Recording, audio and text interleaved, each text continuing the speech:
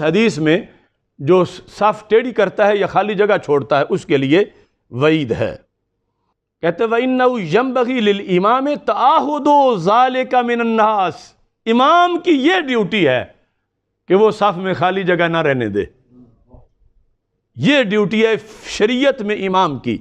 اور انہوں نے لکھا ہے کان لعمر وعثمان رضی اللہ تعالی عنہما رجال یوکلونہم بتسویۃ الصفوف، کہ ان خلفائے راشدین نے باقاعدہ مسجد نبوی شریف میں کچھ لوگوں کی صرف ڈیوٹی یہ لگائی ہوئی تھی کہ تم نے صفیں سیدھی کرنی ہے، اور تم نے جب سیدھی کر کے اوکے کرنا ہے تو پھر ہم نے اللہ اکبر کہنا ہے۔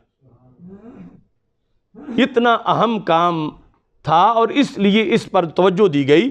کان لعمر و عثمان رضی اللہ تعالی عنہما رجال، کئی آدمی رکھے ہوئے تھے، یوکلونہم بتسویۃ الصفوف فاذا استوت کبرا، جب مکمل فائنل ہو جاتی تو پھر یہ اللہ اکبر کہتے، اس سے پہلے اللہ اکبر ہی نہیں کہتے تھے۔